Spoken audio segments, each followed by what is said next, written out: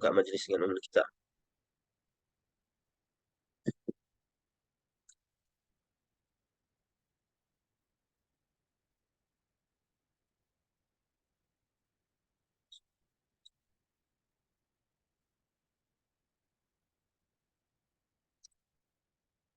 Alhamdulillahi Rabbil Alamin.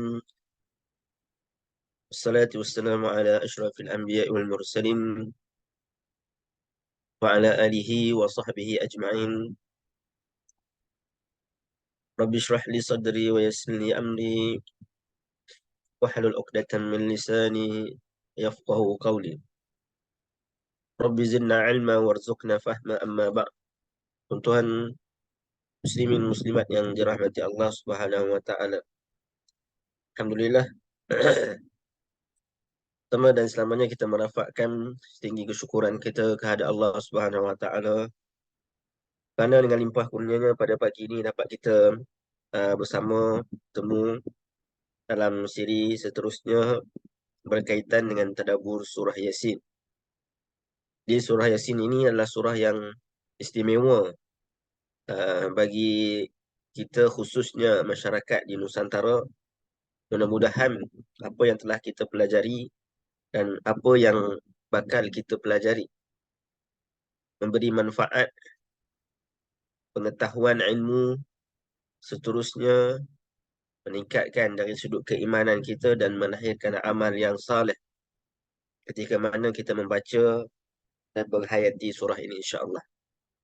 Jadi pertamanya saya nak mohon maaf dulu uh, dari sudut Razim, maknanya pagi ni ada sikit batuk-batuk dan juga sesemua.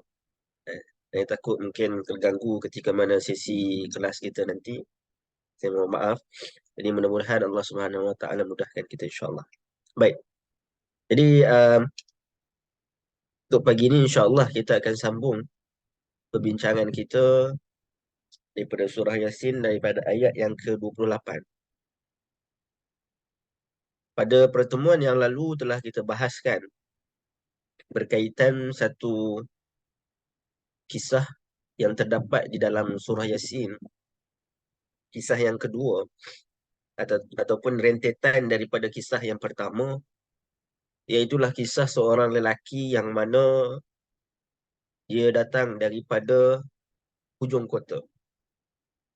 Daripada ayat 20 hingga ayat 27. Yang ini kira-kira 8 ayat. Allah Subhanahu Wa Taala menyebutkan tentang ciri-ciri ataupun kualiti yang ada pada lelaki ini, bagaimana kualiti dakwahnya itu, yang mana ketika mana beliau ingin melaksanakan nahi mungkar, yang ini ingin menyampaikan kepada kaumnya, jadi dia bersikap dengan sikap yang berani, walaupun dia tahu dari sudut ancaman bunuh sedang menanti dirinya. Bahkan ketika mana dia berbicara dengan kaumnya itu, dia berbicara dengan keadaan dia mengajak untuk berfikir dengan menisbahkan keburukan-keburukan itu kepada dirinya, iaitu jika saya buat macam ni, jika saya mensyirikkan Allah yang menciptakan saya, adakah patut sedemikian dan sebagainya. Jadi kita dah bahas dalam pertemuan yang lalu.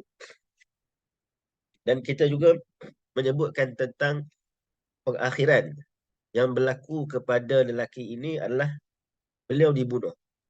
Walaupun tidak disebutkan dalam surah Yasin bahawa beliau dibunuh, tapi isyarat yang Allah Subhanahu Wa Taala sebutkan, iaitu apabila lelaki ini disebutkan qila dukhulil jannah, maka masuklah kamu ke dalam syurga. Ini menunjukkan lelaki itu telah pun meninggal. Dan lelaki tersebut diberikan oleh Allah Subhanahu Wa Taala nikmat untuk melihat syurga. Dan pada hari ini insya-Allah bermula pada ayat 28. Kita akan membahaskan dari sudut apa yang berlaku kepada kaumnya. Kaum yang mendustakannya dan juga kaum yang mendustakan uh, rasul-rasul yang diutuskan sebelumnya. Kan? Jadi apakah pengakhirannya? Maka Allah Subhanahu wa taala menyebutkan dalam ayat yang ke-28 dan ayat yang ke-29. A'udzubillahi minasyaitonir rajim. وما أنزلنا على قومه من بعده من جند من السماء وما كنا منزلين إن كانت إلا صيحة واحدة فإذا هم خامدون. Dan kami tidak menurunkan kepada kaumnya, iaitu kepada kaum lelaki tersebut, sesudah ia mati sebarang pasukan tentera daripada langit untuk membinasakan mereka, iaitu membinasakan kaumnya. Dan tidak perlu kami melakukan demikian. Kebinasaan mereka hanyalah dilakukan dengan satu pekikan yang dahsyat, sayhah. Maka dengan serta-merta mereka senyap, sepi, tidak lagi hidup. Fa'idhahum khamidun. Baik. Jadi Allah Subhanahu wa taala mengisyaratkan daripada ayat 28 dan ayat 29, iaitu kehancuranlah buat penduduk kota ini, ashabul qaryah. Jadi kalau kita tengok kebiasaan orang yang mana mereka uh, menafikan azab ataupun menafikan hari kiamat, kerana hari kiamat itu adalah hari perhitungan bagi semua manusia. Jadi typical question ataupun soalan yang selalu mereka akan tanyakan kepada Rasul utusan, bilakah kiamat? Ataupun bilakah azab yang kamu janjikan? Bila para Rasul ini datang membawa hidayah, ini menyeru kepada beriman kepada Allah Subhanahu wa taala, maka orang yang ingkar akan memperolok-olokkan. Maka Allah Subhanahu wa taala mengingatkan pada lisan rasul-rasulnya, jangan sampai maknanya Allah Subhanahu wa taala datangkan azabnya.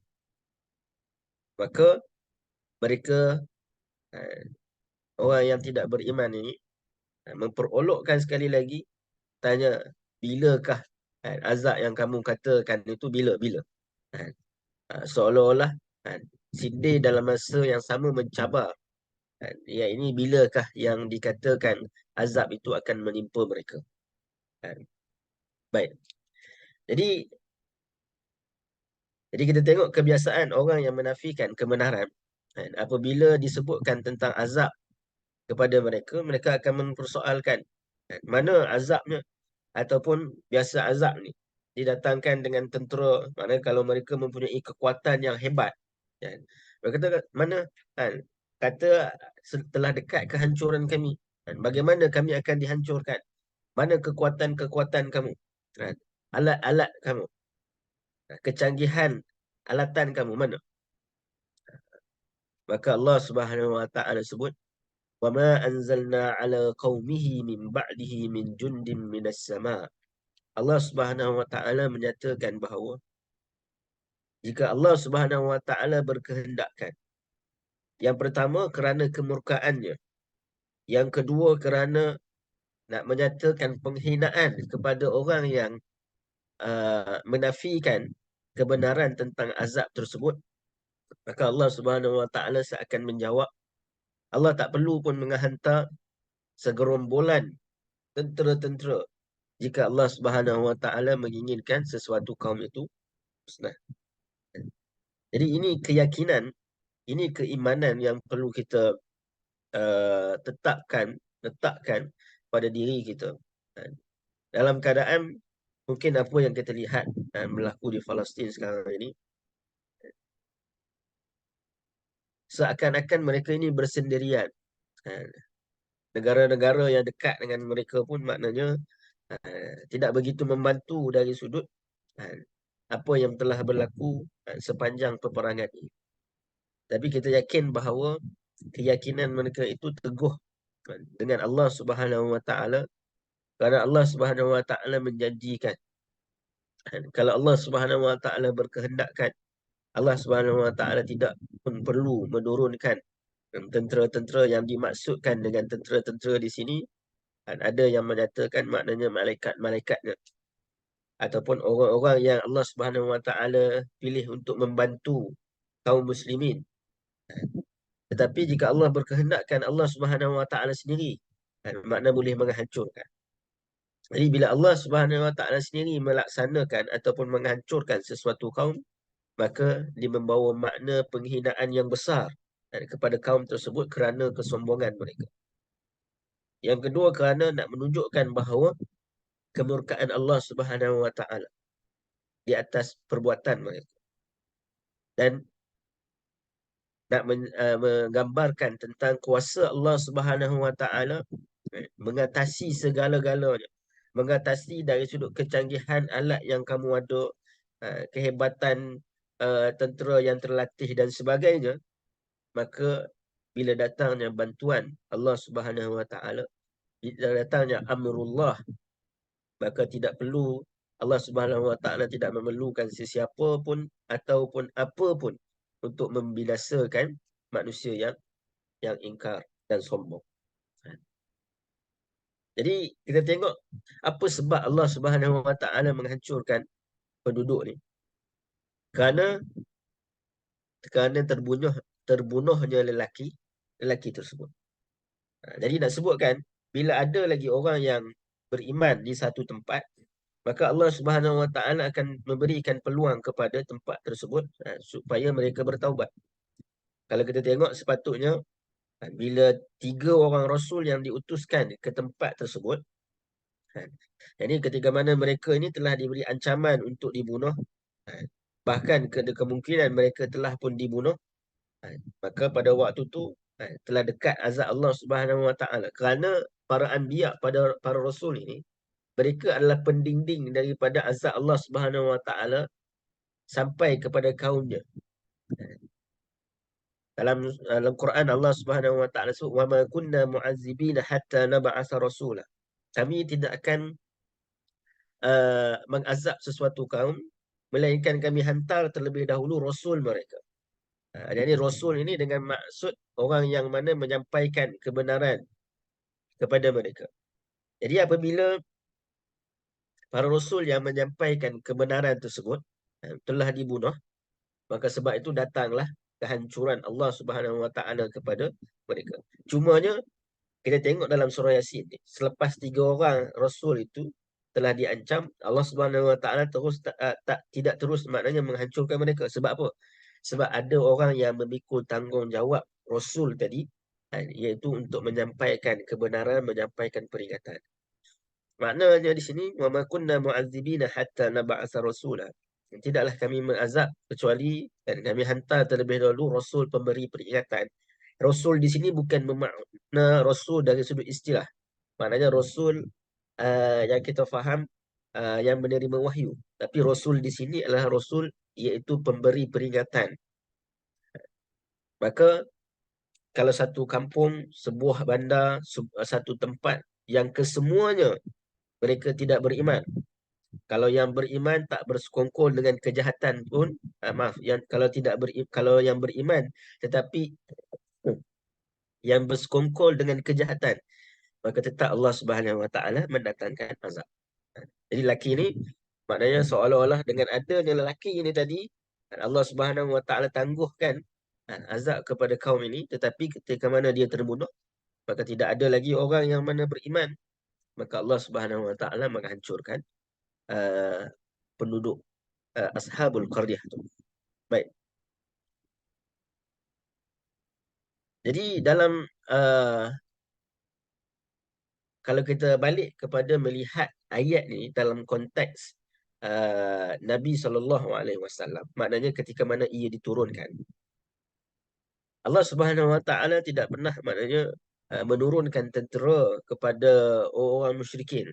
Jadi kalau kita sebutkan dari sudut penurunan surah ini, sekitar dalam 10 tahun terawal Nabi SAW berada di Makkah, maknanya Allah Subhanahu Wa Taala tak menurunkan tentera, walaupun telah banyak siri-siri mereka boikot Nabi SAW, mereka macam-macam mereka memperlakukan kepada Nabi SAW. Tapi Allah Subhanahu Wa Taala menurunkan Nabi SAW dan mengutuskan Nabi SAW dengan bersama dengan Al-Quran, yang mana Al-Quran itulah yang mana akan menyelamatkan manusia. Yang kita sebutkan tadi menjadi pendinding di antara azab Allah Subhanahu Wa Taala kepada manusia itu adalah para rasul dan apa yang mereka bawa dari sudut peringatan. Selama mana kita sebagai umat Islam berpegang pada peringatan tersebut, mudah-mudahan kita berada di dalam rahmat dan kasih sayang Allah Subhanahu Wa Taala. Baik. Allah Subhanahu Wa Taala sebut, in kanat illa sayhatan. Yang ini Allah Subhanahu Wa Taala, kita balik kepada ayat yang mana tentang kaum yang terdahulu tu. Yang ini tidaklah Allah Subhanahu Wa Taala melaksanakan ataupun menghancurkan kaum-kaum tadi, iaitu kecuali dengan sayhah. Sayhah ni maknanya bunyi yang sangat kuat, macam letupan lah. Tapi dia bukan letupan macam bom yang ada isi dalam bom tu, tak. Dia hanya bunyi. Bunyi sayhah. Bahkan sayhah ni isim marrah, maknanya satu bunyi yang berlaku sekali sahaja. Baik. Jadi di sini juga kalau kita lihat dari satu sudut berkaitan dengan sains, yang ini berkaitan dengan satu kajian yang dinamakan sebagai supersonic. Supersonic maknanya bunyi yang sangat kuat. Jadi telinga kita ni ada hadnya. Ni kalau bunyi ni dipanggil apa ni? Ukurannya itu dipanggil desibel, kan? Desibel. Maknanya ada had. Telinga kita ni boleh menerima getaran dan sebagainya. Tetapi kalau bunyi yang sangat kuat, maknanya boleh pecah hingga gendang, bahkan boleh pecah diri manusia. Boleh hancur diri manusia. Dan itulah yang berlaku di hari akhirat kelak. Yang ini sebelum kiamat, bunyi sangkakala, kan. Sangkakala pun disebutkan dalam hadis bahawa ia tiupan. Satu tiupan yang kuat, yang mana boleh menghancurkan seluruh isi dunia ni. Baik. Jadi mereka ini menolak mendengar peringatan daripada para rasul. Yang ini kalau kita sebutkan Ashabul Qaryah tadi, mereka menolak peringatan yang disebutkan oleh para rasul, maka apa yang boleh ataupun apa yang layak mereka dengar itu adalah bunyi kehancuran. Sama juga kepada orang musyrikin. Jika maknanya peringatan kepada mereka, kalau kamu menolak untuk mendengar dari ayat-ayat Al-Quran, maka apa yang layak kamu dengar ialah bunyi-bunyi kehancuran kamu. Jadi Allah Subhanahu Wa Taala, kan, saya sebut di peringkat awal pengajian kita dalam surah Yasin, ketika mana ayat ini turun, ayat ini bukan sekadar ataupun surah ini bukan sekadar nak ceritakan tentang kisah yang telah lalu. Bahkan kisah-kisah dalam Al-Quran bukan sekadar memaparkan kisah-kisah terdahulu. Tetapi ayat-ayatnya itu perlu diambil pengajaran kepada umat semasa. Kalau dalam konteks ini maknanya orang musyrikin ketika mana diturunkan ayat ini, maknanya Allah sebutkan tentang mereka yang dihancurkan disebabkan mereka mendustakan Rasul. Maka sepatutnya mereka juga mendengar ayat-ayat ini ketika mana dibacakan dan mengambil pengajaran bahawa mereka juga akan boleh dihancurkan jika mereka tidak beriman kepada Rasul dan juga risalah. Dan Allah Subhanahu Wa Taala menyebutkan faidahum khamidun, iaitu mereka itu berada dalam keadaan seolah macam tertutup, sunyi sepi yang tertutup, yang terlingkup dengan sesuatu perkara. Baik. Khamidun, dia kalau kita nak bayangkan apa makna khamidun ini, kalau kita bakar kan api, kita membakar satu sampah dan sebagainya, maka kesan daripada bakaran tersebut, ataupun kalau arang, kan, kesan daripada arang tersebut, bakaran, api itu dia akan masih melekat pada arang. Kalau kita ketuk-ketuk arang tersebut, maka api-api kecil itu akan berterbangan, kan. Maka bila Allah Subhanahu Wa Taala khamidun, menyebutkan khamidun, maknanya Allah Subhanahu Wa Taala menghilangkan secara sekaligus Mana api tadi tu bukan sekadar ia terbakar, ibaratnya bukan sekadar terbakar, tapi api-api yang kecil yang mungkin akan keluar daripada arang ataupun bara tadi pun maknanya ditutup supaya tidak lagi boleh api itu merebak. Okey, itu gambarannya. Baik. Jadi nak sebutkan bila Allah Subhanahu Wa Taala sebutkan khamidun, maknanya kehancuran yang berlaku tu seolah-olah kan, bumi ni ataupun tempat tanah mereka itu kan, telah di, mereka telah tertimbus dengan kehancuran sebab bila bunyi yang kuat faham, bila bunyi yang kuat mana bangunan dan semuanya habis semua hancur, maknanya mereka tertimbus, tidak lagi mereka hidup. Jadi ibaratkan macam itulah. Dan cumanya uh, bila disebutkan khamidun, kalau api yang mana mungkin terlangkup, dia punya apa, api-api kecil tu mungkin tak boleh keluar. Cuma bara tu masih lagi boleh menyala kan. Kalau kita selepas kita bakar buat BBQ ke kan. Jadi kalau kita telangkup arang tu tanpa kita padamkan dia kan, kita telangkupkan, mungkin api-api kecil tu tak keluar. Tapi dalam masa yang sama api di dalam tu masih lagi ada. Jadi nak sebutkan Allah Subhanahu Wa Taala sebutkan kehancuran yang berlaku kepada mereka ini bukanlah ultimate, bukanlah penghujung kepada kehidupan. Jadi orang-orang yang diazab oleh Allah Subhanahu Wa Taala mungkin ketika mana diazab itu merasakan itulah azab yang paling besar. Tetapi itu hanyalah permulaan yang mana sebagaimana api tadi masih lagi ada, maka ada lagi perkara yang lebih besar menanti. Kalau api tadi makna kita kipah balik, maka dia akan menghidupkan api balik. Jadi api yang sangat apa ni, ada lagi perkara yang lebih besar yang Allah Subhanahu Wa Taala telah janjikan, azab dan juga perkara yang lebih besar dijanjikan, iaitulah pada hari akhirat.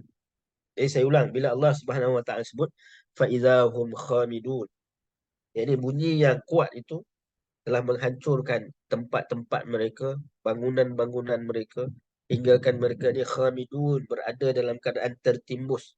Kan? Yakni mereka tidak mampu ataupun tidak ada yang mana hidup. Tapi dalam masa yang sama, perkataan khamidun itu, kalau kita ibaratkan seperti mana api tadi, nak sebutkan bahawa kehancuran mereka di atas muka bumi itu bukanlah penghujung kepada kebinasaan. Tetapi ada kebinasaan yang lebih besar, azab yang lebih besar menanti di hari akhirat. Baik. Maka Allah Subhanahu Wa Taala sebut pada ayat 30, ya hasratan 'alal ibad ma ya'tihim min rasulin illa kanu bihi yastahzi'un. Sungguh besar perasaan sesal dan kecewa yang menimpa hamba-hamba yang mengingkari kebenaran. Tidak datang kepada mereka seorang rasul melainkan mereka mengejek-ngejek dan memperolok-olokkan. Ini yang saya sebut tadi. Mereka memperolok-olokkan tentang hari kiamat, tentang hari kebangkitan, tentang azab Allah Subhanahu Wa Taala. Maka Allah Subhanahu Wa Taala menunjukkan di hadapan wajah mereka di dia ini dan juga di hari akhirat.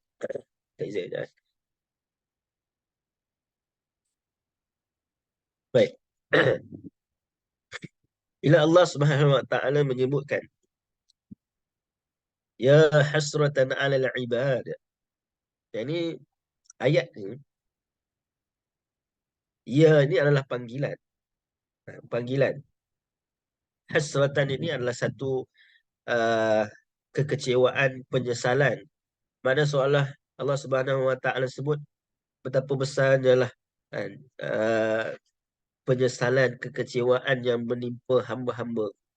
Dalam arti kata yang lain, ayat ini sebenarnya adalah ayat yang mengajak kan, kepada manusia kan. Yang ini seolah Allah Subhanahu Wa Taala nak mengatakan, kenapalah hamba-hamba aku ini tidak mahu beringat dan menerima peringatan yang disampaikan oleh Rasul-Rasul mereka. Kenapalah hamba-hamba aku ini tidak mahu mengingati kan, ajaran-ajaran yang mana disampaikan oleh utusan-utusan aku kepada mereka. Kan? Ya hasratan 'alal ibad. Jadi panggilan ini adalah panggilan yang seakan-akan memujuk. Kan? Memujuk untuk memperingati apa yang dibawa oleh para rasul. Kan? Ma ya'tihim bir rasulin illa kanu bihi yastahzi'un.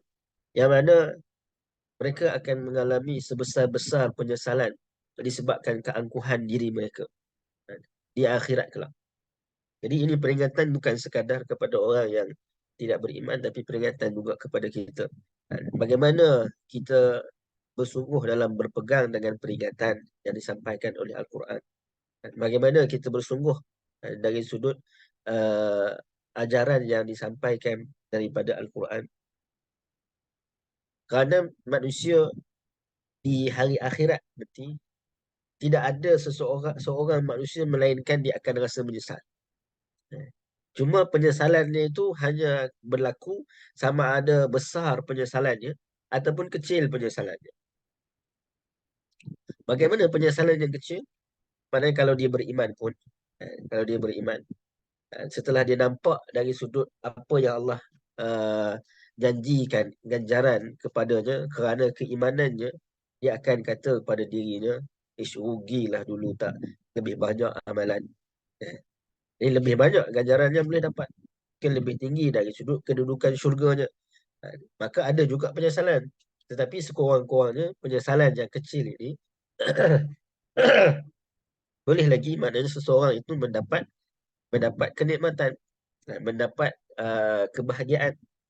Tapi penyesalan yang besar adalah ketika mana uh, pada waktu tersebut tidak ada lagi ruang dan peluang untuk bertaubat pada Allah Subhanahu Wa Taala kerana keingkaran manusia di atas kebun. Jadi penyesalan yang besar. Macam mana pun manusia ni akan tetap akan ada penyesalan. Sama ada penyesalan yang besar ataupun kecil. Jadi kita nak kurangkan rasa menyesal itu, maka kita uh, berusaha untuk melaksanakan sebaik mungkin dan sebanyak mungkin amalan-amalan kebaikan dan juga kebajikan. Kalau nak solat tu mungkin kita bertangguh-tangguh. Maka hari ini kita menunaikan solat-solat sunat sebagai contoh. Kalau nak sedekah untuk Palestin contoh, kan, dah sedekah dah sebelum ni. Tapi hari ni kita mungkin tambahkan lagi jika ada rezeki. Jadi nak sebut kan, kita berusaha untuk melakukan yang lebih baik. Amal yang lebih baik supaya uh, kita tidak menyesal di kemudian hari. Walaupun demikian, tetap juga manusia dia akan menyesal. Sebab apa? Sebab dia akan sentiasa rasa tak cukup. Walaupun dah buat yang terbaik, dia rasa aku boleh buat lebih baik. Dan kita tahu tahap diri itu, mudah-mudahan Allah Subhanahu Wa Taala bantu insya-Allah. Baik, baik. Allah Subhanahu Wa Taala bila Allah Subhanahu Wa Taala sebut ya hasratan 'alal ibad. Allah masih lagi menyebut hamba-Nya. Kerana apa? Seolah-olah Allah Subhanahu Wa Taala menyatakan, kalau kita balik ayat ini kepada ayat ini sebenarnya dia tidaklah khusus merujuk kepada mereka yang telah dihancurkan. Kerana mereka itu telah binasa, telah mati. Tapi ayat ini adalah ayat yang mana menuju kepada kita, pada orang yang mana Allah masih lagi berikan peluang. Bahkan perkataan ibad di dalam Al-Quran kebiasaannya merujuk kepada orang beriman. Ibadur Rahman. Kalau pembuka Baitul Maqdis disebutkan ibadan lana. Kan? Jadi maknanya kebiasaan perkataan ibad di dalam Al-Quran merujuk kepada orang yang beriman. Maka seakan-akan ayat ini memanggil-manggil. Allah Subhanahu Wa Taala memanggil-manggil, wahai orang yang beriman. Tidakkah kamu melihat bahawa kerugian besarlah kepada mereka yang tidak mahu beringat, tidak mahu menerima peringatan. Dan bagaimana Allah tunjukkan kepada lelaki tersebut, yang mana dia mendapat nikmat yang besar di dalam syurga. Dan dia rasa bahawa syurga itu milik dia semata-mata pada ayat 27 kan. Asalnya dia disebutkan kaumnya. Tapi bila Allah dah tunjukkan dan dia sendiri melihat nikmat itu, bima ghafara li rabbi. Yang ini dikembalikan dari sudut kenikmatan itu, rasa keindahan, keseronokan di dalam syurga itu kepada, oh inilah Tuhanku yang telah memberikan kepada aku pengampunan, yang telah memuliakan aku. Kan? Kerana apa? Kerana rasa seronoknya terhadap nikmat yang Allah Subhanahu Wa Taala berikan. Jadi Allah tunjukkan kepada kita seakan-akan memanggil kita, tidakkah kita melihat uh, mereka-mereka yang beriman. Dan kita sebutkan, saya suka sangat cerita lelaki ni sebab dia bukanlah orang yang beriman, dia bukanlah seorang rasul, kan? Dia bukan orang yang banyak, kalau kita sebut sebelum ni, bukan orang yang ulama, bukan orang yang maknanya lama belajar dari sudut ilmu-ilmu agama, kan? Kenapa? Apa yang dia ada adalah keimanan dan keyakinan dia kepada Allah Subhanahu Wa Taala, yang menyebabkan dia berusaha untuk menyampaikan kebaikan tersebut. Dan itu pun Allah Subhanahu Wa Taala mengiktiraf dan memberikan kedudukan yang tinggi kepadanya. Di panggilan ini ibad kepada semua kita, manusia, kerana fitrah asas manusia itu Allah Subhanahu Wa Taala berikan keimanan. Dalam ayat sebelum ni, ayat 22. Wa ma liya la a'budu allazi fatarani. Yang ini, kenapa aku tidak mahu beriman kepada Tuhan yang fatarani, yang telah meletakkan fitrah kepada aku untuk beriman. Wa ilaihi turja'un. Dan kepadanya lah maknanya kita akan dikembalikan. Kalian akan dikembalikan. Yang kita dah bahas ayat ini, maknanya Allah Subhanahu Wa Taala bila memanggil ya hasratan 'alal ibad, wahai hamba-hambaku, yang ini besar penyesalan kepada hamba-hambaku, kan? Jadi macam mana? Kerana apa? Kerana dalam diri setiap manusia itu Allah dah kurniakan fitrah keimanan. Jadi kita tinggal lagi kita nak memunculkan cahaya iman itu dalam diri kita itu, supaya kita kurang dari sudut penyesalan di hari akhirat kelak. Baik. Allah Subhanahu Wa Taala sebut ma ya'tihim bir rasulin illa kanu bihi yastahzi'un. Allah tidak akan mengazab kecuali selepas datangnya Rasul. Tadi saya dah sebutkan tadi. Maknanya Allah Subhanahu Wa Taala mengazab mereka ini kerana selepas daripada Allah Subhanahu Wa Taala mengutuskan Rasul. Itu rahmat Allah. Rahmat Allah Subhanahu Wa Taala kepada kita pun adalah dengan perutusan Rasulullah Sallallahu Alaihi Wasallam. Peringatan ataupun azab Allah Subhanahu Wa Taala akan mula menimpa orang-orang yang mempersendakan Rasul lagi. Bukan sahaja kepada Rasul yang diancam bunuh. Maksudnya kalau orang yang mengancam bunuh ataupun yang telah melakukan perancangan untuk membunuh para Rasul, maka itu lebih besar. Tetapi mereka mula mempersendakan Rasul, sebagaimana Abu Lahab. Kan? Abu Lahab dia mempersendakan Nabi. Tabban laka, ketika mana Nabi SAW sebutkan di atas Bukit Safa, kan? Nabi kata, kalau aku bagi tahu di belakang Bukit Safa ni ada tentera yang akan menghancurkan kamu. Akuntum musaddiquni, adakah kalian mempercayai aku? Maka orang Quraisy cakap, ma jarabna alaika kaziba. Kami tak pernah dengar, kami tak pernah tahu bahawa kau ni pernah berdusta. Maka Nabi SAW memperingatkan bahawa aku memperingatkan kalian tentang azab Allah Subhanahu Wa Taala yang datang, sedang menuju kepada kalian, kalau maknanya kalau kalian tidak beriman. Jadi pada waktu itu Abu Lahab buat apa? Mempersendahkan Nabi dengan mengatakan apa? Tabbalak alihaza jama'tana, tabbalaka sairil yawm. Celakalah engkau sepanjang hari. Sebab ni kamu nak sebutkan, kamu memanggil kami, kamu nak sebutkan apa yang kami buat selama ini salah dan sebagainya. Maka Allah Subhanahu Wa Taala pada saat itu Allah menurunkan surah Al-Masad. Jadi surah Al-Masad antaranya apa? Sayasla naran zata lahab. Maka Allah Subhanahu Wa Taala menyebutkan ketika mana seorang itu mempersendakan Rasul, maka awal lagi Allah Subhanahu Wa Taala mengancam mereka dengan azab Allah Subhanahu Wa Taala. Baik. Jadi peringatan juga kepada kita. Mana ayat ini jadi peringatan kepada kita orang beriman untuk tidak sesekali mempersendakan Rasul atau mempersendakan risalah, apa ajaran Rasul, Kerana ia adalah permukaan kepada kemurkaan Allah Subhanahu Wa Taala. Jadi kita rasa ajaran Rasul ini mungkin ada sebahagian yang mengatakan ajaran Rasul ni dah lapuk ataupun ketinggalan, kuno. Kita masyarakat moden, betul kita ada kita punya guideline kita sendiri. Tak perlu pada nak ikut sebahagian apa yang disebutkan dalam agama. Ini semua adalah ciri-ciri, maknanya mempersendakan ajaran Rasul. Maka ia dekat dengan kemurkaan Allah Subhanahu Wa Taala. Dia takut maknanya Allah Subhanahu Wa Taala membinasakan kita, ataupun Allah menjauhkan kita daripada hidayah kerana perbuatan mempersendakan apa yang Rasul kita uh, bawa dari sudut ajaran agama. Baik. Kemudian pada ayat 31. Baik. Sebenarnya ayat ini dia adalah permulaan kisah yang baru. Kalau tengok slide pun maknanya saya letak warna biru. Jadi permulaan kisah yang baru ataupun bahagian yang baru, iaitu ayat-ayat yang membincangkan berkaitan dengan ayat-ayat penciptaan ataupun kauniyat. Baik. Allah Subhanahu Wa Taala sebutkan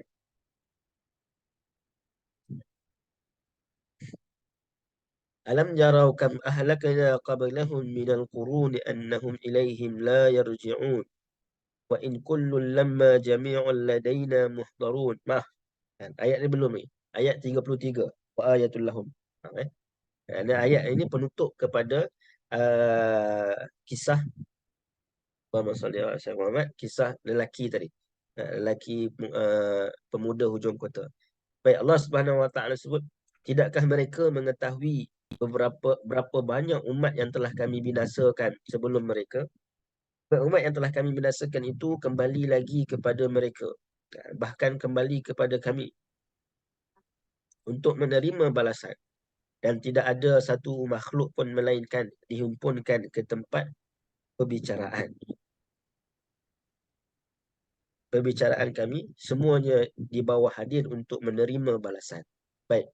Jadi ayat ni adalah penutup, dan ayat ini mensasarkan kepada sasarannya itu adalah orang musyrikin. Alam yarau kam ahlakna qablahum. Jadi Allah sebutkan kepada siapa? Tidakkah orang musyrikin mereka mengetahui bahawa telah banyak umat-umat yang telah kami binasakan. Antaranya apa? Kisah tadi. Kisah yang kita sebutkan, Ashabul Qaryah yang mendustakan 3 orang Rasul dan mendustakan salah seorang daripada kaum mereka sendiri, iaitu pemuda hujung kota. Maka Allah Subhanahu Wa Taala sebutkan kisah. Maka conclusionnya Allah Subhanahu Wa Taala sebut, tidakkah mereka mengetahui? Maknanya ayat ini sedang membicarakan banyak telah kisah-kisah kehancuran yang telah berlaku. Kalau orang musyrikin berdekatan dengan dekat Saudi, maknanya dekat Mekah, ada kaum Ad yang dimusnahkan. Dekat dengan Syam, kaum Samud yang dimusnahkan. Jadi kaum-kaum ni berada sekitar dengan tempat-tempat mereka. Kerana para rasul ini diutuskan di sekitar kawasan tersebut, Hijaz, Syam dan sebagainya. Jadi berada berdekatan.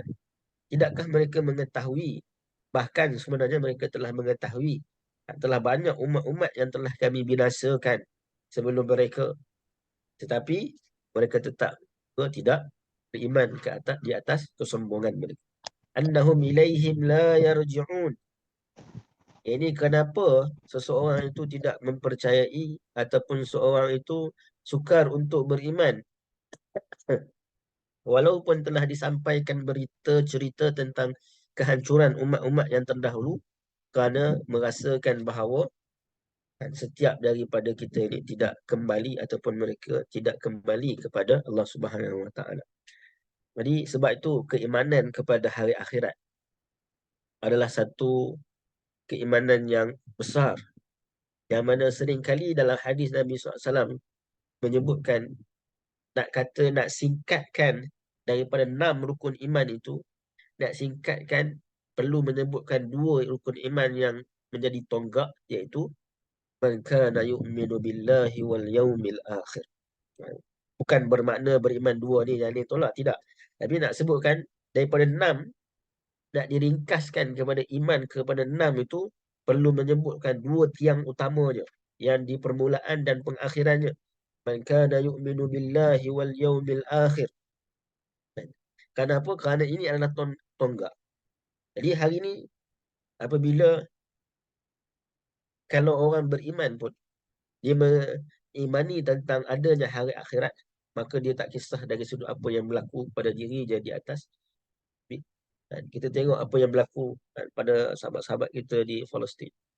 Kita yakin bahawa mereka berpegang dengan ayat Ali Imran. Allah Subhanahu Wa Taala sebut, janganlah kamu menyangka bahawa yang telah mati itu, bahawa mereka itu mati di jalan, mereka yang telah mati di jalan Allah Subhanahu Wa Taala itu mereka mati, bahkan sebenarnya mereka hidup di sisi Tuhan mereka, diberikan rezeki oleh Allah Subhanahu Wa Taala. Siapa yang boleh ada keyakinan, siapa yang boleh mengimani perkara ini, melainkan kalau dia benar-benar mengimani akan adanya hari akhirat.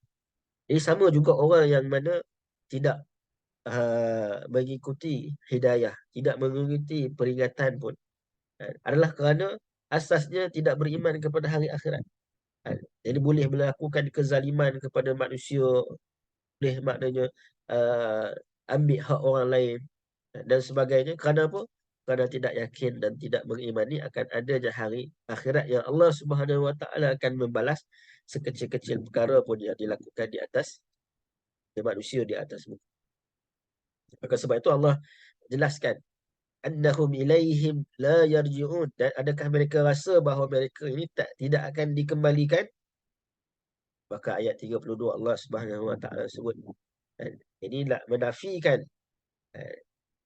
kepercayaan mereka itu. Allah Subhanahu Wa Taala sebut wa in kullun lamma jami'un ladaina muhdarun, dan tidak ada satu makhluk pun melainkan semuanya akan dihimpunkan ke tempat perbicaraan kami. Semuanya akan dibawa hadir, muhdarun. Semuanya akan dibawa hadir untuk menerima balasan. Jadi kalau kita benar-benar uh, meletakkan keyakinan kita, benar-benar kita mempertingkatkan keyakinan kita kepada hari akhirat, insya-Allah, dan kita akan berbahagia hidup di atas muka bumi. Kerana kita yakin kalau ada apa yang mungkin kita rasa tidak adil bagi kita, bagi umat Islam, tetapi Allah Subhanahu Wa Taala akan sentiasa mengadili, berikan keadilannya, yakni di hari akhirat. Jadi bagaimana kita nak mempertingkatkan keyakinan, keimanan kita kepada hari akhirat? Maka Nabi SAW sebut dalam satu hadis yang dhaif, iaitu al-kayyisu man dana nafsuhu ila bima ba'dal maut. Iaitu orang yang bijak itu adalah orang yang mana dia mempersiapkan dirinya untuk menghadapi kehidupan selepas daripada kematian. Tanda kita beriman kepada hari akhirat, benar-benar meyakini akan adanya hari akhirat, ataupun kita nak mempertingkatkan keyakinan kita kepada hari akhirat, adalah kita mempertingkatkan amalan kita. Kerana kita tahu ianya pasti, dan kita nak mempersediakan amalan-amalan yang terbaik, ketika mana kita balik bertemu dengan Allah Subhanahu Wa Taala dan berada di hari akhirat.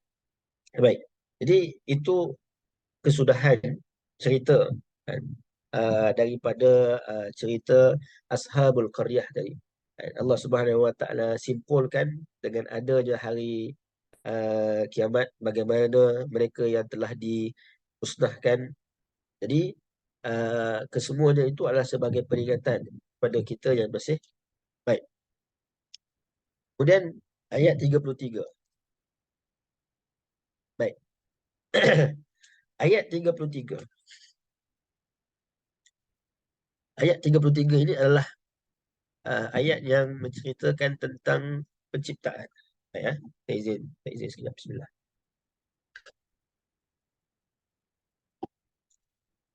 Baik. Kalau kita tengok ayat 13 tadi sehinggalah ayat 32 adalah cerita tentang sejarah. Sejarah ni adalah sesuatu yang berada di belakang kita. Maknanya peristiwa yang telah lalu, peristiwa lampau yang telah lalu. Sedangkan penciptaan,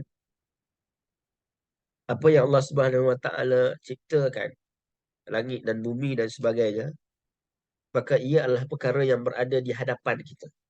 Maknanya kita boleh lagi lihat hari ini, boleh lihat awan, boleh lihat matahari, boleh lihat bulan.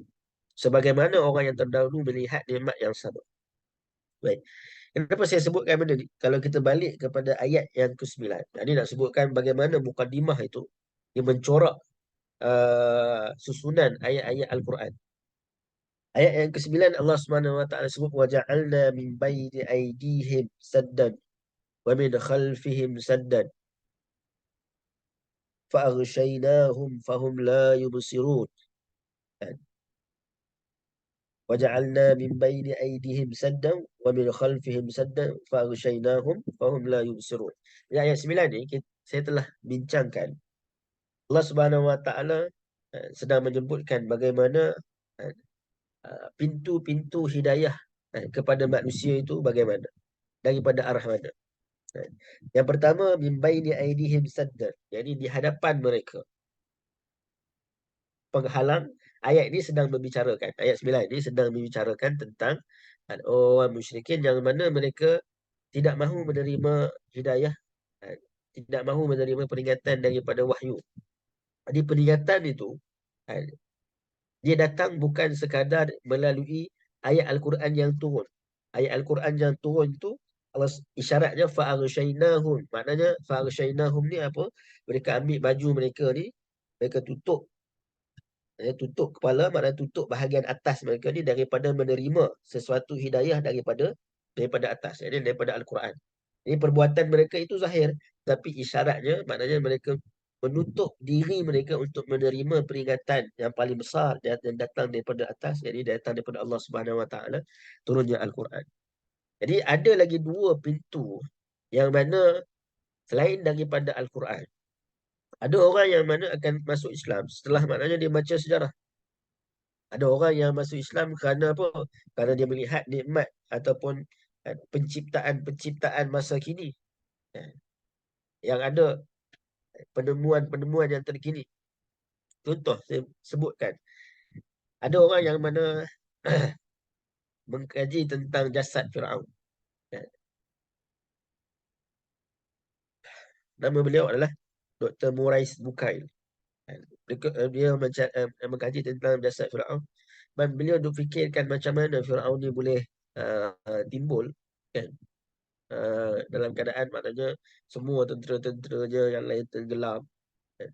Jadi dalam surah Yunus ayat 90 Allah Subhanahu Wa Taala sebutkan al-yawma nunajjika bi badanika litakuna liman khalfaka ayah. Allah Subhanahu Wa Taala sendiri menyebutkan memang Allah Subhanahu Wa Taala purposely Allah menyebabkan jasad Firaun itu terapung untuk menjadi peringatan kepada orang yang datang selepasnya. Jadi menyebabkan kisah sejarah itu melalui penemuan yang baru menyebabkan Dr. Murais Bukail itu telah Islam. Ada orang yang mana melihat perkara yang berlaku di hadapan semasa. Yang kita lihat hari ini, apa yang berlaku di Gaza sebagai contoh. Hari ini dah berapa orang yang telah memeluk Islam kerana mereka membaca Al-Quran, melihat apa yang berlaku di depan mata mereka ini. Maknanya kekuatan dari sudut jiwa orang Palestin ini tidak berganjak. Mereka usaha untuk apa? Untuk mencari sesuatu yang turun ataupun pegangan yang ada pada orang Palestin ini menyebabkan mereka juga beriman. So jalan hidayah itu boleh jadi datang daripada arah hadapan, iaitu melihat dari sudut penciptaan ataupun situasi semasa yang berlaku pada kita. Jalan hidayah itu boleh datang daripada arah belakang, min khalfihim, iaitu sejarah umat-umat yang terdahulu. Dan ianya juga datang yang paling besar, yang paling utamanya adalah berkaitan dengan Al-Quran yang turun daripada Allah Subhanahu Wa Taala. Baik. Jadi kalau ikutkan ayat 9 ini, bila Allah Subhanahu Wa Taala sebut waja'alna min baini aydihim, yani ayat min baini aydihim ni di hadapan mereka. Jadi dijadikan di hadapan mereka ni penghalang, saddan, wa min khalfihim, daripada belakang mereka penghalang. So kita sebutkan tadi, belakang itu sejarah, depan itu adalah nikmat-nikmat yang diciptakan oleh Allah Subhanahu Wa Taala. Tetapi dalam ayat Quran, jika mana Allah Subhanahu Wa Taala nak sebutkan tentang sejarah dan juga nikmat penciptaan itu, Allah Subhanahu Wa Taala mulakan cerita sejarah terlebih dahulu. Boleh faham tak kenapa saya mengajukan persoalan itu? Jadi persoalan ini menyebabkan kita berfikir. Kita nak tadabbur. Kenapa Allah Subhanahu Wa Taala datangkan demikian? Jadi sepatutnya tadi cerita tentang apa yang berada di depan, apa yang berada di belakang dan sesuatu yang turun. Maka sepatutnya Allah cerita dulu apa yang berada di depan. Jadi nikmat-nikmat. Pada sepatutnya ayat 13 tu adalah ayat nikmat-nikmat. Dan ayat 33 lah patutnya sejarah. Kalau ikut ayat itu, dia punya kronologinya. Kan? Tetapi Allah Subhanahu Wa Taala mendatangkan sejarah terlebih dahulu. Kerana apa? Sejarah ni adalah sesuatu uh, perkara yang kita tidak melihat tetapi kita mendengar. Ada kita dengar cerita sejarah ataupun kita baca daripada buku-buku sejarah. Jadi kita baca, dengar, kalau nak maksudkan bacaan itu adalah dengar daripada orang-orang yang terdahulu yang menulis tentang sejarah. Kan? Baik. Jadi sejarah masa yang lalu Allah Subhanahu Wa Taala sebutkan berkaitan dengan seseorang yang menerima hidayah. Allah Subhanahu Wa Taala sebutkan ulaika allazina la'anahumullah fa asammahum du'ama absarahum. Ayat lain Allah Subhanahu Wa Taala sebut wallazina idza dzukiru biayati rabbihim lam yakhirru 'alaiha summan wa umyana. Okey, dua ayat ni adalah ayat yang membicarakan tentang manusia ini untuk mendapat wahyu, mendapat bukan mendapat kefahaman terhadap wahyu, uh, dan ataupun orang yang menolak untuk menerima wahyu, maka mereka itu fa'asammahum, mereka itu dijadikan ataupun mereka memekakkan telinga mereka. Sebab apa? Sebab Al-Quran, bagaimana ia diturunkan? Al-Quran adalah diturunkan melalui bacaan. Belum ada lagi mushaf sebagaimana mushaf yang kita ada. Maka ia adalah ayat-ayat yang diturunkan dan kita mendengar ayat-ayat tersebut. Maka hidayah itu permulaannya adalah melalui deria telinga, iaitu apabila mendengar ayat-ayat Al-Quran. Allah Subhanahu Wa Taala menyebutkan tentang sejarah kerana pada waktu itu, maknanya waktu turunnya surah Yasin ataupun Al-Quran, kesan lebih kuat yang akan rasa kepada orang musyrikin itu adalah cerita tentang sejarah. Yang ini apa yang mereka dengar daripada sejarah. Kalau kita hari ini mungkin kesan yang lebih besar adalah dari sudut penciptaan, dari sudut sains, dari sudut dan sebagainya. Tapi bagi mereka itu, maka Allah Subhanahu Wa Taala mendahulukan sejarah kerana sejarah pada masa yang lalu diketahui melalui cara pendengaran. Sebagaimana Al-Quran juga diketahui dengan cara pendengaran. Jadi maknanya Allah akan nak menyatakan kepada mereka, kamu tak gunakan telinga kamu ni. Tak gunakan telinga kamu ni. Nak dengar ayat-ayat Al-Quran untuk kamu faham, untuk kamu hayati. Dan di dalam ayat-ayat Al-Quran tu tak guna ke dari sudut kamu mendengar sejarah-sejarah bukan daripada Quran sendiri pun, maknanya daripada cerita-cerita orang-orang terdahulu kamu tentang sejarah-sejarah yang terdahulu supaya kamu beriman. Jadi seakan Allah Subhanahu Wa Taala nak berkata sedemikian dan untuk maknanya manusia ini menggunakan deria dari sudut pendengarannya, penglihatannya untuk mereka realize dan mengetahui dari sudut uh, apa yang Allah Subhanahu Wa Taala turunkan daripada wahyu. Baik. Jadi kita masuk kepada ayatnya.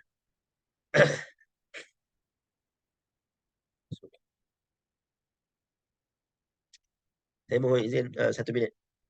Saya sekejap ya.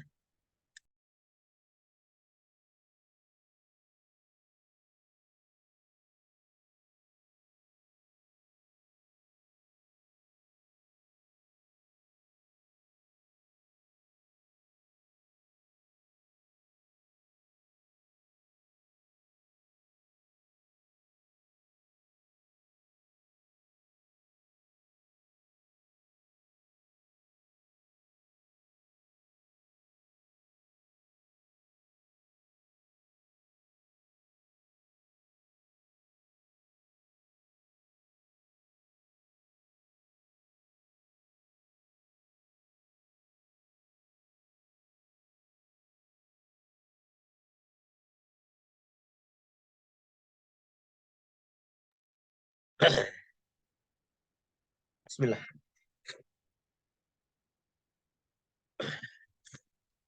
Allah Subhanahu wa taala sebutkan tentang penciptaannya, ayat-ayat yang menceritakan tentang penciptaannya. Allah Subhanahu wa taala memulakan, A'udzubillahi minasyaitonir rajim. Wa ayatul lahumul ardul maitatu ahyaynaha wa akhrajna minha habban faminhu ya'kul. Dan di antara dalil yang terang untuk mereka. Di Allah Subhanahu wa taala sebut wa ayatul lahum. Ini ayat dalam Al-Quran. Tidak hanya rujuk kepada ayatun makru'ah, ayat yang dibaca.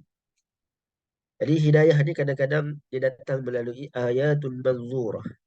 Itu ayat-ayat yang ini dari sudut tanda-tanda yang dilihat. Jadi sebab itu Al-Quran, dengan pembacaan Al-Quran, dia mengubah dari sudut cara pandang kita. Sebab kadang-kadang bila orang tanya, bagaimana kita nak apa nama nak beramal dengan Al-Quran, dengan setiap ayat-ayat Al-Quran.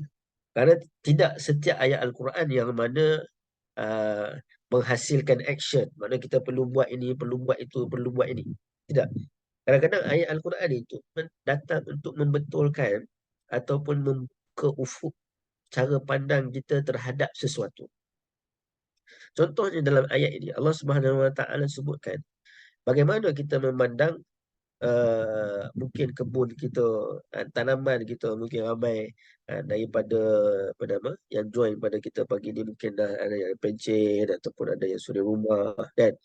Maknanya mungkin antara aktiviti yang dilakukan adalah berkebun.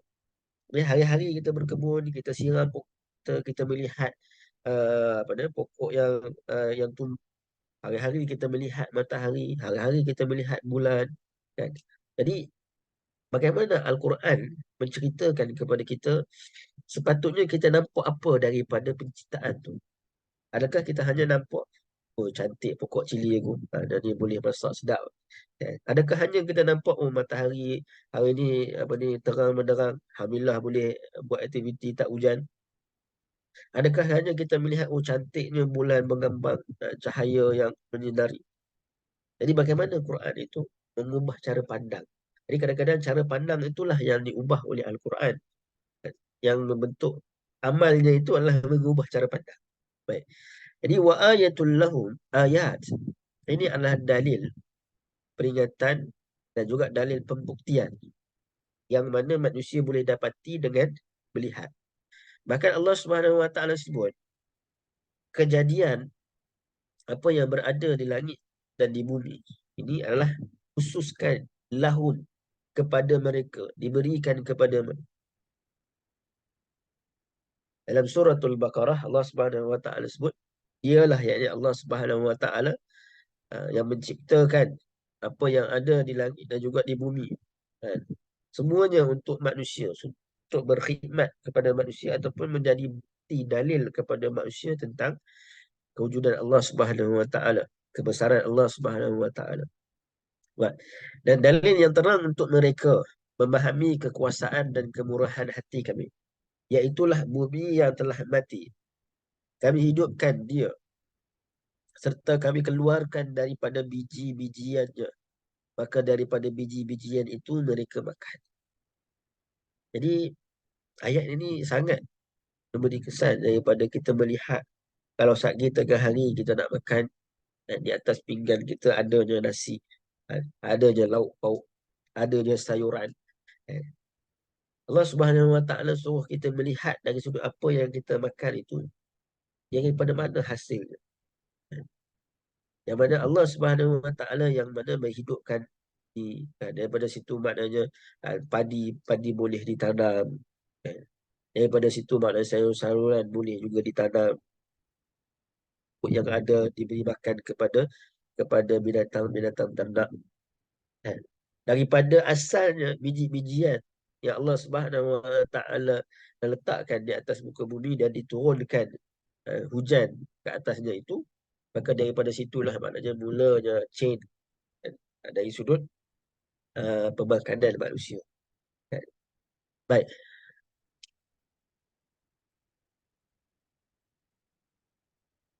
baik. Kita nak tengok terlebih dahulu sebelum kita pergi kepada pembahasan ayat ini. Apa kaitan ayat ini dengan ayat sebelumnya? Allah Subhanahu wa taala sebut wa in kullul lamma jami'un ladaina muhdarun. Yang ini pada ayat 32. Ayat 32. Yang ini isyaratnya semua manusia itu akan dihimpunkan, akan dikumpulkan.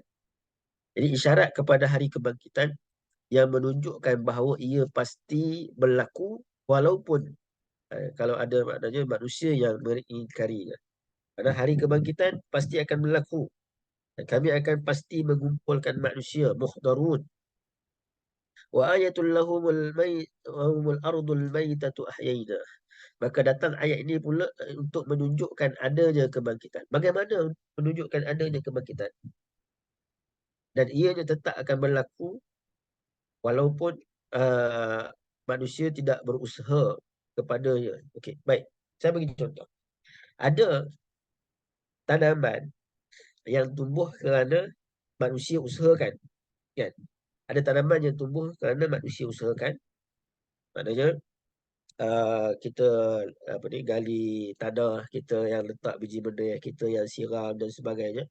Tapi hakikatnya yang berada di dalam tanah biji benih itu, yang menumbuhkannya itu adalah Allah Subhanahu Wa Taala.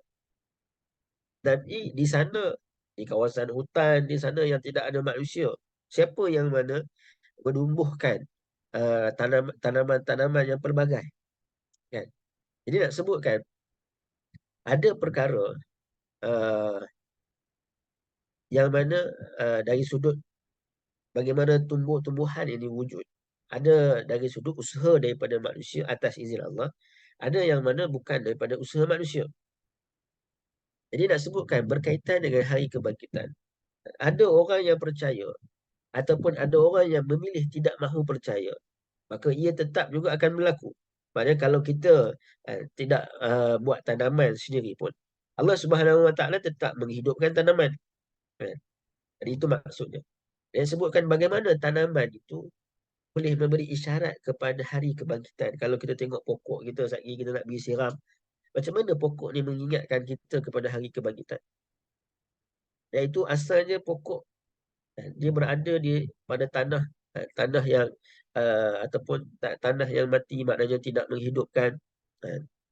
Tetapi bila kita tanam dia, maka daripada tanah yang mati kering kontang disebabkan adanya siraman air, adanya siraman hujan di tanah-tanah yang bukan manusia tanam, maka tanah yang mati tadi dapat hidup semula, dapat digemburkan semula, dan kemudiannya lahirlah ataupun keluarlah tumbuh-tumbuhan. Manusia ditanam di mana? Dalam tanah. Sebagaimana biji benih ditanam di dalam tanah. Yang mana kemudiannya selepas daripada ditanam tersebut, manusia akan terus hidup sama ada mendapat nikmat Allah Subhanahu Wa Taala. Mudah-mudahan kita sebahagian daripadanya, na'udzubillah, dan sebahagiannya maknanya mendapat azab kubur. Ini tanaman pun, walaupun kita dah usaha tanam dan sebagainya, bukan semua tanaman itu akan naik subur, akan hidup subur. Ada juga tanaman yang mati. Dia nak sebutkan, Allah Subhanahu Wa Taala sebutkan tentang tanaman itu sendiri telah menggambarkan adanya hari kiamat, iaitu daripada satu tempat yang mati, kawasan tanah yang mati, bila Allah turunkan hujan, dan hujan itu kena kepada kawasan yang mati tadi, tanah menjadi subur. Dan bila mana seed kan bertebaran kat tanah-tanah tersebut, maka dia menghidupkan semula. Maka sebegitulah juga manusia, ketika mana dia dah hidup, kemudian manusia itu akan mati, dikebumikan di dalam tanah, maka tak mustahil untuk Allah Subhanahu Wa Taala untuk menghidupkan dia semula. Jadi kalau kita tengok tanah ataupun tengok tanaman kita, nak pergi kita siram, nak pergi petik mungkin apa nama, sayur-sayuran itu, mengingatkan kita kepada hari akhirat. Jadi itu Al-Quran bawa kita kepada cara pemikiran yang mendekatkan diri kita dengan Allah Subhanahu Wa Taala. Baik, ayat-ayat sains ada perkaitannya dengan jalan hidayah. Seperti mana ayat-ayat berkaitan dengan sejarah. Saya dah bahaskan. Dalam cerita sejarah sebelum ini, permasalahannya adalah berkaitan dengan pengiktirafan Rasul yang membawa tauhid. Maka Allah Subhanahu Wa Taala jelaskan bukti ketuhanan yang tidak ada yang mampu melakukan. Makanya para Rasul ajak untuk sembah Allah Subhanahu Wa Taala. Kebanyakan orang yang tidak mahu sembah Allah Subhanahu Wa Taala ni bertanya mana Tuhan. Eh, Sama orang musyrikin kan. Bila dia ajak sembah Allah Subhanahu Wa Taala, bukan mereka tidak tahu Allah Subhanahu Wa Taala. La in sa'altahum man khalaqas samawati wal arda yaquluna Allah. Jika ditanyakan siapakah menciptakan langit dan bumi, mereka akan sebutkan Allah. Mereka tahu adanya Allah Subhanahu Wa Taala. Tapi mereka nak jadikan bersama Allah Subhanahu Wa Taala itu adalah satu perantara. Eh, Maka Allah Subhanahu Wa Taala sebutkan pada ayat-ayat penciptaan untuk menjelaskan bukti-bukti. Maka Allah Subhanahu Wa Taala sahaja yang mampu untuk melakukannya. Tidak ada siapa pun dan tidak perlukan kepada apa pun untuk kamu menyembah Allah Subhanahu Wa Taala. Mana tidak perlukan kepada perantaraan pun Tuhan-Tuhan yang lain untuk kamu sembah Allah Subhanahu Wa Taala. Dan mustahil juga ada Tuhan-Tuhan yang lain selain daripada Allah Subhanahu Wa Taala, iaitu adanya syirik bagi Allah Subhanahu Wa Taala. Baik. Allah Subhanahu Wa Taala menyebutkan, boleh ya, insya-Allah. Allah Subhanahu Wa Taala menyebutkan, wa ayatul lahumul ardul maitatu. Perkataan maitatu ni berbeza dengan uh, mayyit. Mayyit, mayyit ni, mayat kita sebut mayat kan. Mayyit dalam Al-Quran bila disebutkan mayyit, uh, dia adalah sesuatu yang mati. Padahal dia tak hidup lagi, mati. Tetapi bila kita sebut maitatu, ini menunjukkan kepada ketandusan. Bukanlah maknanya ayat ni bukanlah nak sebutkan tanah yang mati sepenuhnya, tetapi tanah yang mana di ketandusan. Ini manusia pun mati disebutkan mayit kerana apa? Mayat kan? Kerana apa? Kerana dari sudut apa yang berada di atas muka bumi ni, nikmat-nikmat dunia tu telah dia terputus sepenuhnya. Dia tak boleh hidup balik ke atas dunia, tetapi dia tetap akan hidup, maknanya menuju ke hari akhirat. Jadi maitatu tu dalam bahasa Arab digunakan pada satu yang menunjukkan kepada ketandusan. Baik.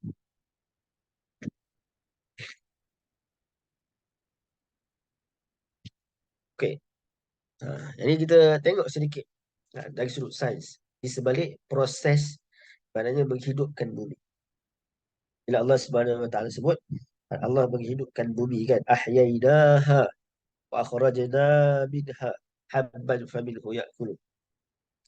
Mungkin ada daripada kalangan tuan-tuan, daripada kalangan profesor ke doktor-doktor yang lebih arif dari sudut perkara saintifik ni, boleh maknanya tegur ataupun cakap kalau ada kesilapan dari sudut fakta sains. Ini saya hanya membaca daripada tulisan dari sudut sains dalam Al-Quran. Mungkin penemuan-penemuan itu terhad berbanding orang yang memang ada dalam bidang sains. Cuma sedikit sebanyak kita berkongsikan. Baik. Jadi menghidupkan tanah, bumi ataupun tanaman, jadi kita memerlukan kepada organisme, iaitu daripada algae, cahaya matahari dan juga kelembapan udara kan. Jadi algae ini diperlukan cahaya dan juga karbon dioksida dan nitrogen bagi melakukan proses fotosintesis. Jadi nak hidupkan balik ataupun nak jadikan satu tanaman itu hidup. Dan kemudiannya dia menghasilkan oksigen yang kita bernafaskan, datangnya daripada pokok. Dan kulat juga berperanan menyerap kelembapan dan menghasilkan enzim. Enzim berfungsi untuk maknanya nutrisi tumbuhan. Dia bagi tumbuhan tu dia perlukan kepada nutrisi untuk dia berkembang. Suhu panas dan sejuk, hujan berasid maknanya membantu untuk memecahkan batu dan menambah kandungan organik dalam tanah. Lalu boleh menerima mikroorganisme yang baru seperti bakteria dan juga kulat. Maknanya proses dia itu berlaku berterusan. Dia ada kesinambungan dan hubungan di antara satu aspek ataupun satu perkara dengan satu perkara yang lain. Organisme dengan satu organisme yang lain. Kata seorang pakar, Dr. Lester, saya tak ingat, daripada universiti di Amerika lah. Seorang pengkaji berkaitan bidang ini, kita sebut bidang apa? Bidang biologi kan. Jadi dia kata tidak boleh memadai wujudnya cahaya. Tadi saya nak sebutkan ni, kenapa saya sebutkan ni organisme ni. Sebabnya organisme ni lah yang diperlukan untuk menghidupkan sesuatu tumbuhan. Kan? Cumanya, tengok apa kata Dr. Lester. Dia kata, tidak boleh memadai wujudnya cahaya, unsur-unsur kimia, air dan udara untuk tumbuhkan tanaman. Kerana ini adalah keperluan asas yang sama bagi semua tumbuhan. Hanya membezakannya adalah biji benih. Justru di sana perlunya ada kekuatan yang tersembunyi yang menumbuhkannya dalam situasi yang sesuai. Jadi bukan orang Islam kata ni. Dia sebutkan, dia kata, macam mana pun bila kita katakan tentang kita nak hasilkan sebuah pokok, kena ada organisme yang baik, kena ada tanah yang baik, subur, kena ada air yang mencukupi, tak boleh lebih, tak boleh kurang, kena ada pencahayaan yang baik, kan? Tak boleh terlalu panas, tak boleh terlalu sejuk, kan? Bagaimanapun organisme yang wujud ini pun, dia bukanlah menghidupkan tanaman itu dengan sendirinya. Dia pasti akan memerlukan kekuatan yang tersembunyi. Saya highlightkan, dia sebutkan kekuatan yang tersembunyi yang menumbuhkan tanaman tersebut dalam situasi yang sebenar. Alhamdulillah ala ni'matil Islam. Jadi kita tak perlu nak fikir apa kekuatan sembunyi, apa dan sebagainya. Kita yakin bahawa itu adalah Allah Subhanahu Wa Taala. Sebab itu bila Allah Subhanahu Wa Taala sebut, bila bumi itu mati, Allah kata apa? Ahyainaha. Kami. Siapa? Kami. Allah Subhanahu Wa Taala lah yang mana menumbuh ataupun menghidupkannya semula. Jadi bukan organisme itu yang membentuk sendiri, tak. Tetapi Allah kata kami. Allah Subhanahu Wa Taala sahajalah yang mampu, yang berkuasa untuk menghidupkannya semula. Ahyainaha. Baik.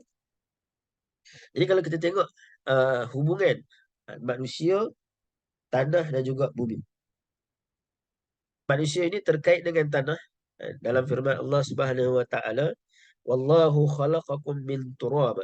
Dan Allah Subhanahu Wa Taala menjadikan ataupun menciptakan kamu daripada tanah, dan tanah berkait dengan bumi. Dan huwa ansha'akum minal ard. Dialah yang menjadikan kamu daripada bahan-bahan bumi. Okey. Ni apa ayat ni nak sebutkan?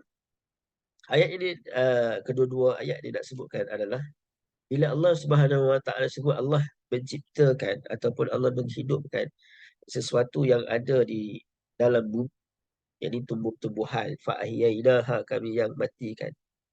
Maka Allah Subhanahu Wa Taala juga boleh menghidupkan manusia sebagaimana saya sebutkan tadi. Jadi nak sebutkan apa perkaitannya dengan hari akhirat. Allah Subhanahu Wa Taala sebutkan dalam surah Al-Hajj, ya ayyuhan nas. Ada ayat yang lebih jelas nak mengaitkan di antara menghidupkan tanaman dengan menghidupkan semula manusia. Ya ayyuhan nas in kuntum fi raibin minal ba'si fa inna khalaqnakum min turab. Allah Subhanahu Wa Taala sebut, kalau wahai manusia, sekiranya kamu menaruh syak, ragu-ragu terhadap kebangkitan makhluk yang hidup semula pada hari kiamat, maka perhatikanlah kepada tingkatan kejadian manusia, kerana sebenarnya kami telah menciptakan kamu daripada tanah. Jadi saya dah sebutkan tadi di awal tadi, maknanya dari sudut isunya pada ayat ini bukan semata-mata isu nak sebutkan nikmat dalam Quran, bukan sekadar nak sebutkan nikmat di dunia, tetapi nikmat di dunia itu perlu diperhatikan supaya adanya peningkatan yang kita boleh ambil untuk kebaikan kita di hari akhirat. Dalam konteks ini kita meneliti dari sudut bagaimana menumbuhkan tanaman daripada satu kawasan yang tandus, itu merujuk kepada bagaimana juga manusia itu mampu dihidupkan semula selepas daripada kematian manusia. Baik. Maka kesimpulan daripada ayat ini, hari kebangkitan itu adalah pasti. Seperti mana penghidupan semula bumi itu pasti. Dalam ayat surah Fussilat, ayat 39, Allah Subhanahu wa taala berfirman, "Wa min ayatihi annaka taral ard khashi'atan fa idza anzalna 'alayha al-ma'a ihtazzat wa rabat innal ladzi ahyaha la muhyil mauta innahu ala kulli syai'in qadir." Allah Subhanahu wa taala sebut, dan di antara tanda-tanda kekuasaannya, engkau melihat bumi kosong sepi dalam keadaan kering dan tandus. Maka apabila kami menurunkan hujan menimpanya, bergeraklah tanahnya serta suburlah tanamannya. Sesungguhnya Allah Subhanahu wa taala yang menghidupkan, sudah tentu berkuasa menghidupkan makhluk-makhluk yang telah mati. Sesungguhnya ia maha kuasa atas tiap-tiap sesuatu. Jadi ayat-ayat yang menceritakan tentang uh, penciptaan, kita boleh relate dengan bagaimana ia juga menceritakan tentang penghidupan setelah daripada kematian. Maka apa yang perlu kita lakukan? Apa yang perlu kita lakukan? Sebagaimana kita sebutkan tadi, untuk menambahkan keyakinan kita terhadap hari kebangkitan, terhadap hari akhirat, disebut amal. Di amal yang bagaimana yang kita perlukan? Ya, amal kebaikan. Banyak amal kebaikan. Tapi amal kebaikan yang Allah ajar kepada Nabi SAW, apa dia? An a'mala salihan tardahu. Kalau tuan-tuan tengok surah Al-Ahqaf. Surah Al-Ahqaf, surah yang ke-46. Ayat yang ke-15. Ada di dalam ayat tersebut, Allah isyaratkan kepada manusia yang telah mencapai umur 40 tahun. Khususnya. Sama ada nak capai 40 tahun ataupun berada pada umur 40 tahun ataupun telah pun melebihi 40 tahun. Jadi perlu banyakkan berdoa. Jadi doanya apa? Doanya adalah Rabbi auzi'ni an ashkura ni'mataka allati an'amta alayka wa ala walidayya wa an a'mala salihan tardah wa aslih li fi zurriyyati. So ada tiga perkara dalam doa tersebut disebutkan. Surah Al-Ahqaf ayat 15, 46 ayat 15. Allah Subhanahu wa taala sebut, selepas Allah sebutkan umur manusia ini diciptakan daripada apa nama ibunya, kemudian ibunya yang menanggung beban mengandungkan, menyusukan dia bila sampai umur 40 tahun. Jadi dia banyakkan berdoa, tiga perkara diminta. Yang pertama syukur. Syukur setelah mana Allah telah berikan banyak nikmat dalam kehidupannya. Dan antaranya syukur juga ke atas nikmat keberadaan ibu bapa bersamanya. Yang kedua, an a'mala salihan tardah. Amal salih yang diridai oleh Allah Subhanahu wa taala. Dan yang ketiga, wa aslih li fi zurriyyati. Bagaimana untuk mengubah ataupun mengislahkan zuriat keturunan masyarakat yang berada di sekitar. Baik. Saya nak tanya tuan-tuan. Nabi SAW, ketika mana Nabi SAW menerima wahyu, umur Nabi SAW berapa tahun? Okay, ada nak jawab? Dalam chat ataupun jawab. Berapa umur Nabi SAW ketika mana Nabi SAW umur 40? Dah sebut dah. Maaf. Jawapan dah bocor. Jawapan dah bocor dah. Minta maaf. Baru nak sebut, dah tersebut sendiri kan. Baik. Itu dah penting dah. Allah Azza Pasihat ni. Okey, baik. Jadi, umur Nabi 40 tahun. Jadi ayat ini memberi isyarat apa yang Allah Subhanahu Wa Taala nak berikan kepada Nabi pada umur Nabi 40 tahun. Dengan turunnya wahyu, iaitu Allah nak mengajarkan kepada Nabi SAW dari sudut apa? Yang pertama, bagaimana nak mensyukuri siapa yang banyak telah memberikan nikmatnya kepada Nabi SAW. Nabi SAW, kalau kita tengok, pergi berada dalam bukan kerana Nabi mempunyai masalah dalam hidup. Maksudnya masalah dari sudut kewangan. Nabi pada waktu umur 40 tu, Nabi seorang yang kaya. Kan? Asal Nabi SAW sebelum menjadi Rasul tu, Nabi seorang yang kaya. Bersama dengan Khadijah lagi, maknanya seorang yang kaya. Nabi tak ada masalah dari sudut keluarga. Kan? Maknanya dengan Khadijah radhiyallahu anha, dengan anak-anaknya, Khadijah sendiri yang datang membantu nak bagi kepada Nabi SAW bekalan ketika mana Nabi berada di Gua Hira. Nabi tak ada masalah dengan masyarakatnya. Dari sudut masyarakatnya yang menggelar Nabi SAW sebagai Al-Amin. Nabi SAW very famous person. Sangat dikenali, sangat diketahui kebaikannya. Tapi kenapa Nabi SAW pergi ke gua? Kalau orang hari ni mungkin pergi ke gua ataupun kata duduk sembunyi dalam bilik. Sebab apa? Sebab stres. Tak ada ke? Kawan dia cakap macam-macam dekat dia. Ada masalah bergaduhan suami isteri ke? Nabi SAW pergi ke gua bukan sebab tu. Sebab Allah nak berikan sesuatu kepada Nabi. Iaitu apa? Iaitu cara yang pertama macam mana nak mensyukuri Allah Subhanahu Wa Taala. An ashkura ni'mataka allati an'amta alayya wa an walidayya. Ini cara bersyukur. Hakikatnya itu adalah bersyukur kepada pemberi nikmat. Syukur kepada Allah Subhanahu Wa Taala. Kan? Yang kedua ni yang saya nak sebutkan ini, iaitu wa an a'mal salihan tardah. Bukan sekadar amal soleh yang Allah nak ajarkan melalui turunnya permulaan ayat Al-Quran, tapi amal soleh yang diredai oleh Allah Subhanahu Wa Taala. Jadi persoalannya, dan yang ketiga tadi adalah islahkan zuriat lah. Makanya ayat Quran turun untuk mengislahkan masyarakat, kan? Mengislahkan masyarakat Quraisy ketika itu yang merupakan adik-beradik Nabi lah, kiranya kaum Nabi SAW. Baik. Jadi bagaimana kita nak mendapatkan a'mal salihan tardahu. Jadi ini menunjukkan bahawa Allah Subhanahu Wa Taala telah pun mengiktiraf Nabi SAW dalam ayat ini secara tak langsungnya. Nabi SAW telah banyak melakukan amal soleh dengan makna kerja-kerja kebajikan. Amal soleh ni dalam satu maksud maknanya boleh maksudkan dengan kerja-kerja kebajikan, kerja-kerja kebaikan, islah, kan. Tengok bagaimana Sayyidatina Khadijah radhiyallahu anha sebut ketika mana Nabi turun daripada Gua Hira, kan. Sayyidatina Khadijah apa nama? Takkan selimut. Sayyidatina Khadijah kata apa? Sesungguhnya engkau adalah seorang yang suka menyambungkan silaturahim, orang yang mana bantu orang miskin, dan orang yang prihatin terhadap anak yatim, kan. Suka menyelesaikan masalah orang lain, kan. Orang yang sentiasa menyambungkan silaturahim. Jadi ini adalah amal soleh, kebaikan yang Nabi buat sebelum Nabi SAW menjadi Rasul. Tapi Allah nak ajarkan bagaimana tardahu, bagaimana yang diredai.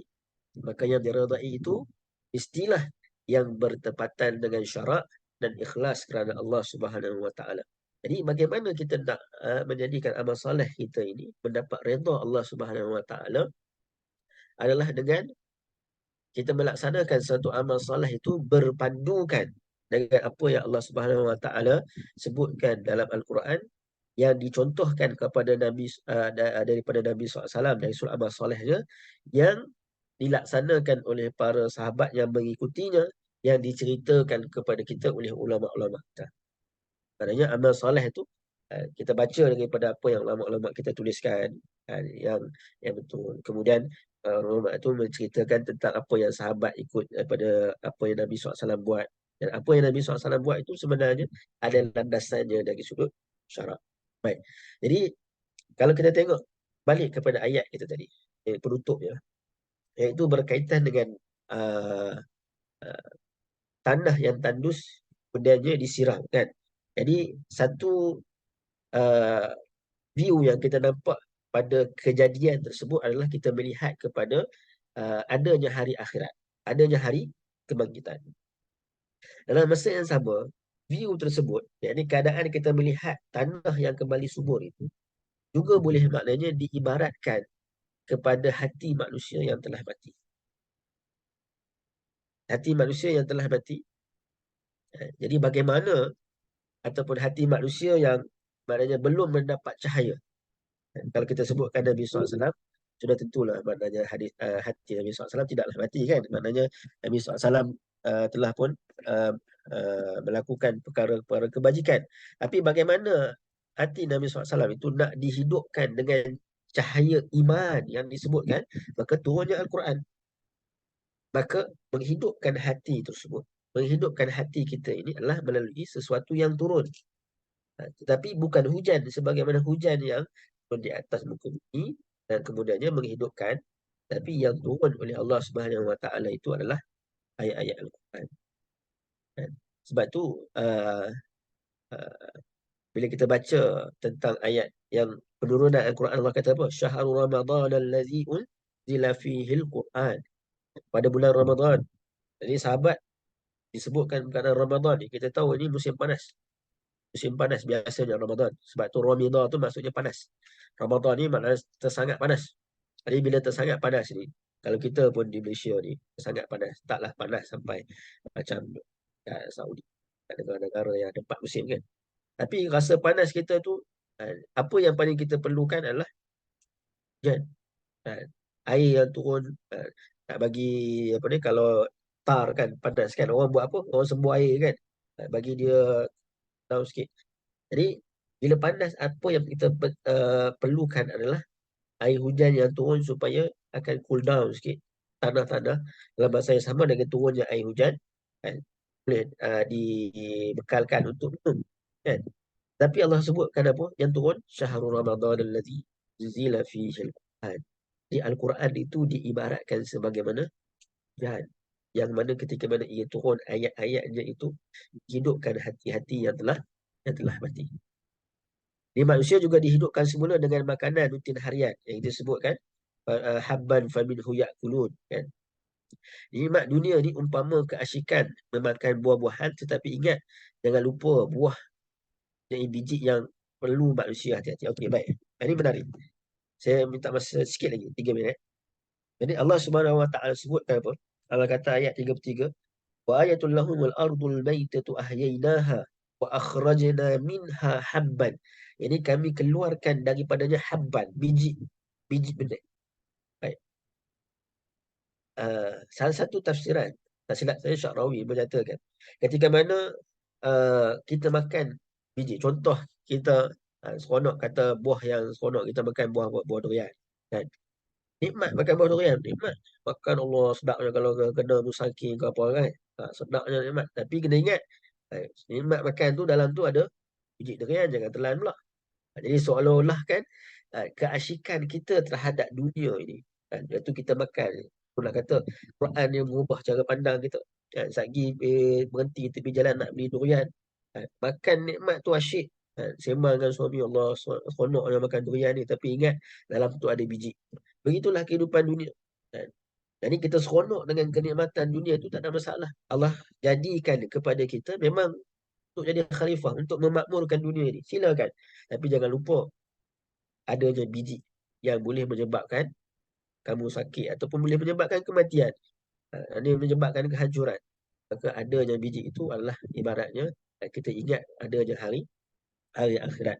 Jadi biji benih yang boleh dimakan ibarat iman yang memberikan manfaat di dunia, menjadi pendukung kebaikan dan manfaat di hari akhirat sebagai kunci kepada terbukanya segala kenikmatan. Allah Subhanahu wa taala berfirman, "Alam tara kaifa daraballahu masalan kalimatan tayyibatan kasyajaratin tayyibatin asluha sabitun far'uha fis sama'."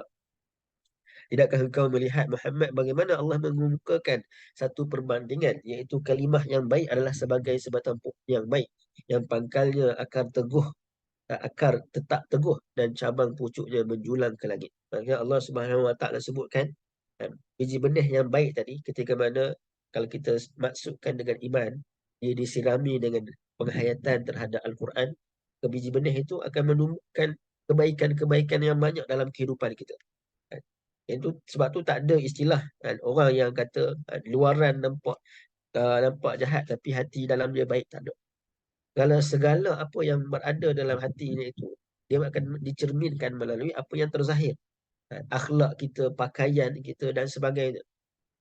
Maka perlu diserami biji benih keimanan itu dengan siraman ayat-ayat Al-Quran. Allah Subhanahu Wa Taala yang menghidupkan bumi dengan makanan, maka dia jugalah yang akan menerbitkan iman daripada hati manusia. Allah Ta'ala alam. Sekadar itu jangan kita. Hari ini insyaAllah kita sambung. Ada banyak lagi ayat-ayat sains yang disebutkan, dan ia sangat berkaitan dengan bukan sekadar nak sebutkan tentang nikmatnya dunia itu, tetapi nak sebut bagaimana kita boleh melihat refleksinya itu kepada kekalahan kita ke hari akhirat. Saya mohon maaf sekali lagi, mungkin suara tengah sengau sikit ke dan sebagainya. Tuhan ada manfaat kebaikannya itu, insyaAllah. Qauli hadza wa astaghfirullah li wa lakum. Assalamualaikum. Waalaikumsalam. Salam.